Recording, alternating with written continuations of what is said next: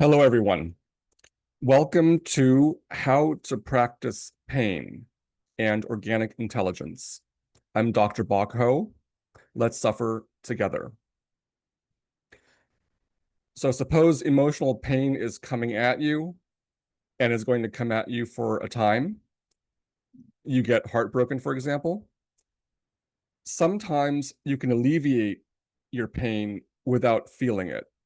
Orientation works, pleasure works, eat something, yoga, walking, online poker, etc. Sometimes none of this works. The only way to lessen pain is to feel it. That's our context. By practicing pain, I mean feeling your pain, emotional and or physical. When doing so is necessary for it to lessen or go away. What's the best way to practice pain or feel pain? Let me show you the slide. This lecture has one slide. Here it is. The title is How to Practice Pain. And it has two items. Number one, if possible, feel it while living your life. Number two, if not, then intentionally feel your pain. So let's get to one, feeling your pain while living your life. By living your life, I mean how you normally are and live throughout the day. Say you're in bed on your phone scrolling content. This is part of your routine being and living. Heartbreak visits, pain emerges. You feel it while you're living life, while continuing to be on your phone scrolling content. You feel the pain rise and rise as you're scrolling content. Sometimes the pain may pull your attention away and your eyes close, and your attention is more on the pain. Then your eyes open again, and you continue scrolling content while feeling the pain. Another example, say you're in bed, not on your phone. You're just chilling, doing nothing in particular, letting your mind wander. That's part of your normal routine. Your mind is wandering to poker and you're thinking about poker. Then pain emerges and you feel it, maybe while continuing to think about poker, if your mind is naturally going there. Or if the pain involves heartbreak thoughts coming in and crowding out the poker thoughts, then you're feeling the heartbreak thoughts. And then maybe poker thoughts come back and you're thinking about poker while feeling your pain. One more example of feeling your pain while living your life. Say you're in a social situation and pain emerges. You feel it while socializing. People are chatting, you're listening and making a comment here and there while feeling your pain. When the pain intensifies, it draws your attention more and you're paying less attention to what's going on socially. And then moments later, say, you're able to pay more attention socially while feeling your pain. So those are examples of feeling your pain while living your life. I'm assuming in the preceding examples that nothing would alleviate the pain besides feeling it. It wouldn't help, for example, to try to orient or pay more attention to your phone and scrolling content, to poker thoughts, or pulling up your poker app and playing, or to pay more attention to what's going on socially. So if you can feel your pain while living your life, do that. This is not an option if you're living your life, the normal way you live life prevents pain that needs to rise in order to lessen or go away from rising. Pain needs to rise, but the way you live life prevents that. For example, increasing your attention on orientation efforts or on your phone, content scrolling, poker, or socializing prevents the pain from rising. Consequently, the pain doesn't go away.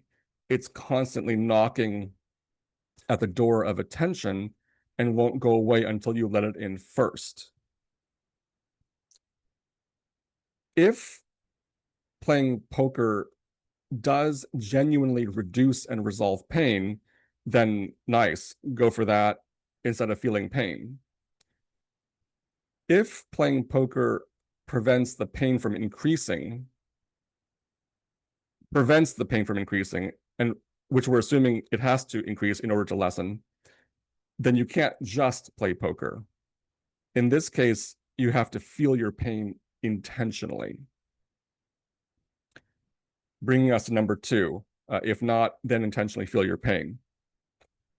So you intentionally feel your pain. Feel it. That's number two.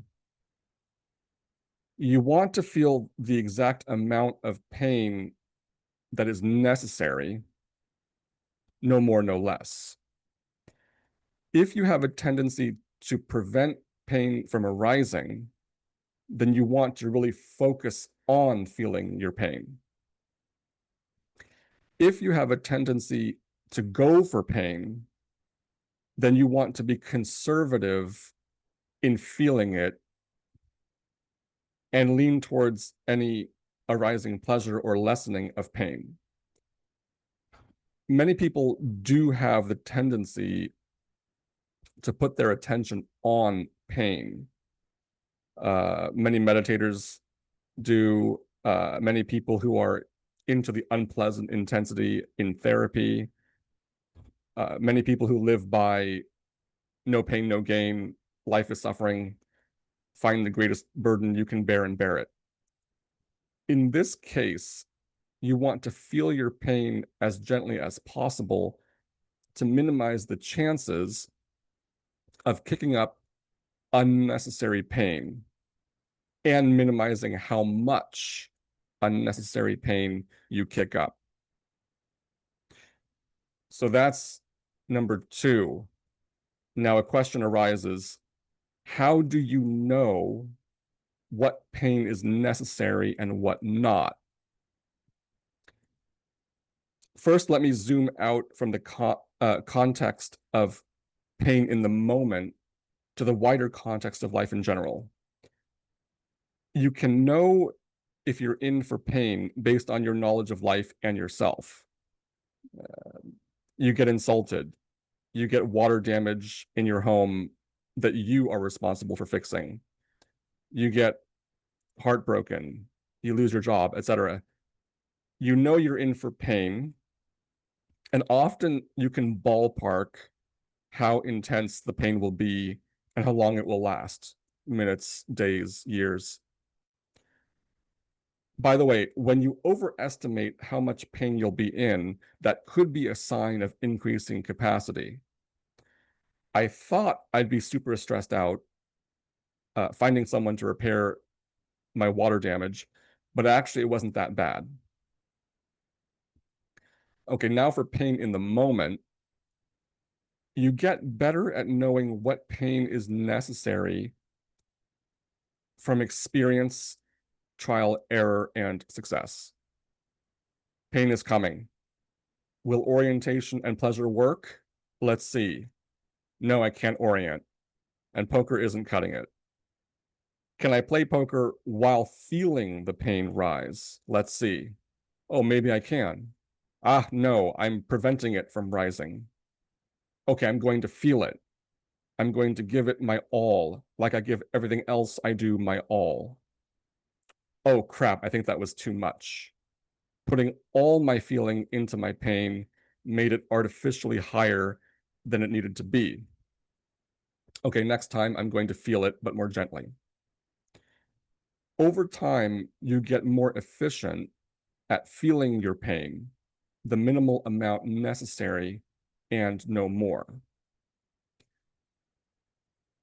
Overestimating what pain you're in for in the moment can be a sign of increasing capacity. I thought I was going to break down into painful crying. It was welling up, but then it just cleared. I didn't burst into painful crying. I turned down a social occasion because I felt I needed to be alone with my pain tonight. But actually, I don't feel any pain right now. I was so sure I would be in pain, but I'm not. I feel the impulse to go out and have fun. Pain practice is within the wider context of pleasure practice. Orientation towards pleasure, happiness. Within the context of pursuing happiness, pleasure, when pain needs to rise, if possible, let it rise while living life. If you're preventing pain that needs to rise from rising, then feel the pain.